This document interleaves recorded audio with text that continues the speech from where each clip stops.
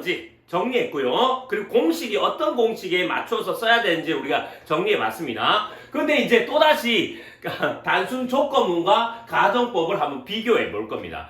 제가 왜 이 비교를 계속 지겹도록 하냐 이유가 있습니다. 우리 학생들이 이 가정법을 배우고 문제는 잘 풉니다. 그러나 더 큰 문제는 뭐냐?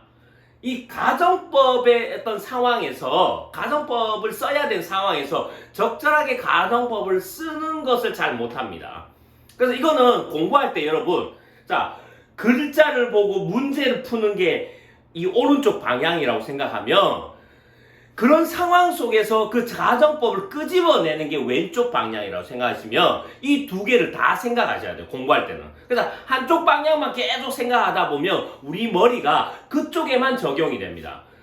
적응을 하고. 그래서 다른 방향에도 우리가 머리를 자꾸 굴려봐야 됩니다. 그게 공부 방법 중에 하나입니다. 그래서 이 가정법을 배우면 이런 상황에서는 가정법을 끄집어내서 써야 되는구나.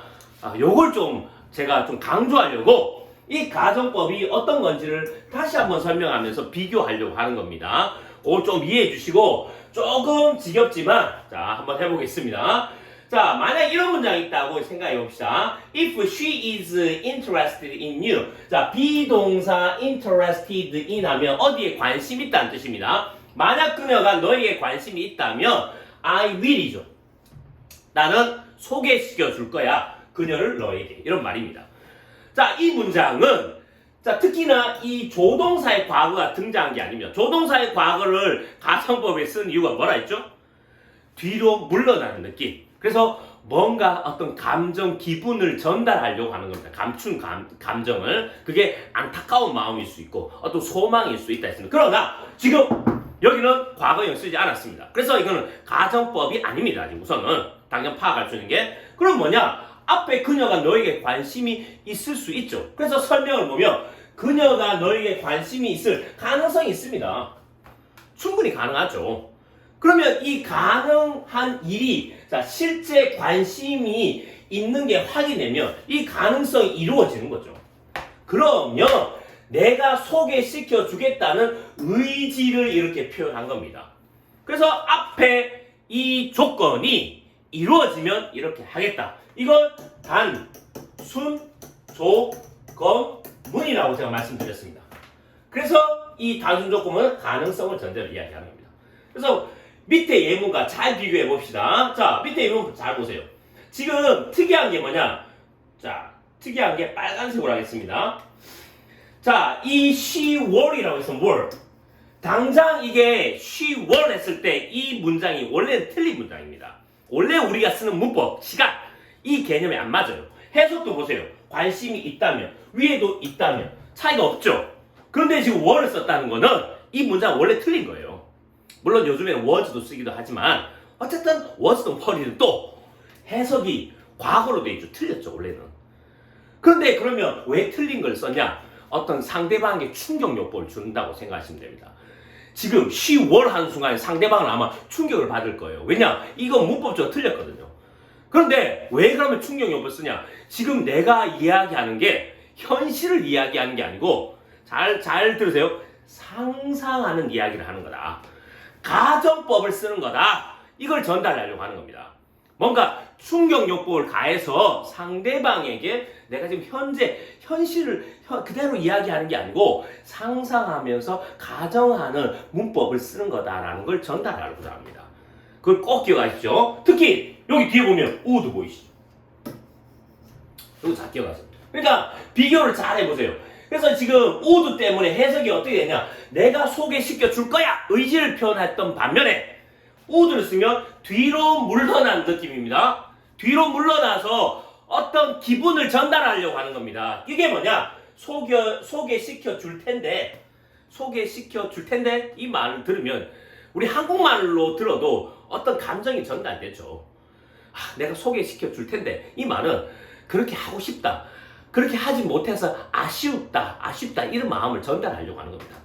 그래서 이걸 가정법이라고 합니다. 그 법은 mood라고 했어요. mood. 이해되시겠습니까? 이걸 잘 아셔야 됩니다. 그래서 그러면 아까 단순 조건문은 가능성이 있다 이걸 전제로 하지만 were를 썼다는 거는 자, 밑에 설명 보겠습니다. If she were 하는 순간에 잘 들으세요. 이 문장은 벌써 우리가 쓰는 문법의 틀을 벗어나고 이거는 뭘 쓴 거라고요? 가정법을 쓴 겁니다. 즉 불가능한 일 아니면 현실과 반대되는 일을 상해 보는 겁니다. 그러니까 실제는 그녀가 너에게 관심이 없다는 게 현실이에요. 그리고 그게 관심이 있을 가능성도 없다는 게 현실 상황입니다. 이걸 말하는 사람이 알고 있는 겁니다. 그녀가 만약에 너에게 관심이 있다면 이라고 했을 때 이 우리말의 차이가 없지만 영어에서 were로 얘기했다는 거는 이미 이걸 안다는 얘기죠. 그래서 이걸 영어로 표현하면 she is not interested in you입니다. 관심이 없어요 지금 현실이. 이게 현실이. 관심이 없어요.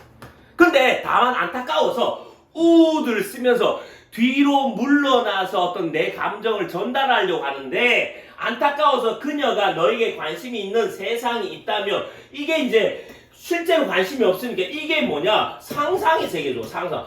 그녀가 너에게 관심 있는 세상이 있다면 이게 상상이죠. 상상이 뭐는 거죠? 상상. 왜? 현실은 그럴 수 없으니까. 이럴 때 쓴 겁니다. 상상이 뭐는 거죠.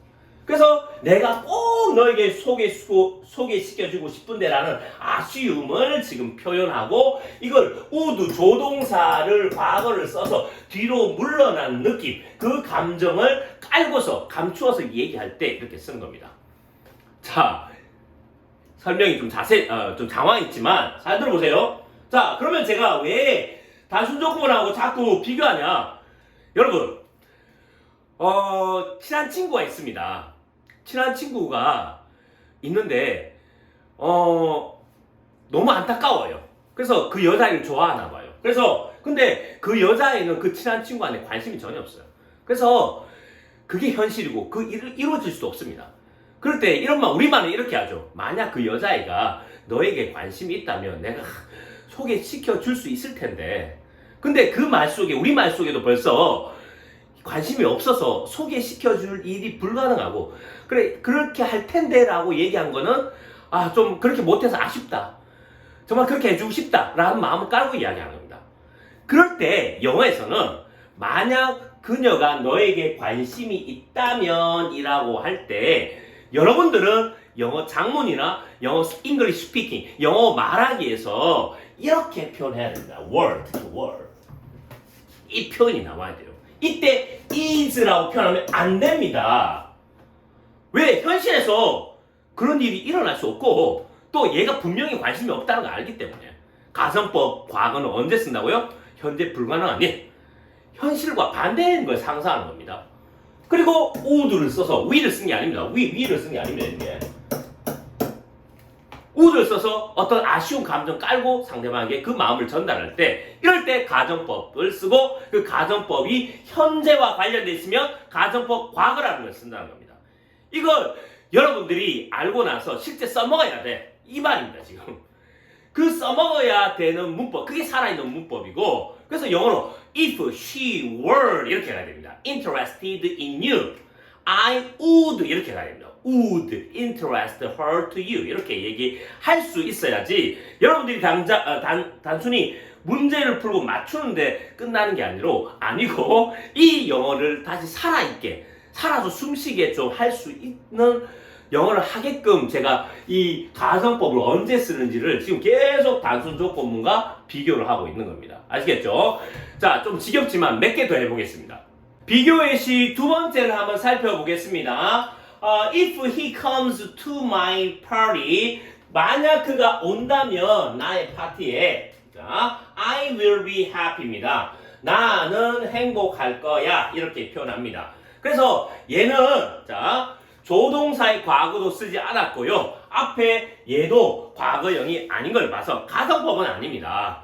그래서 또 의미를 봐도 만약 그가 나의 파티에 온다면 충분히 가능성이 있습니다. 그래서 파티에 올 가능성이 있죠.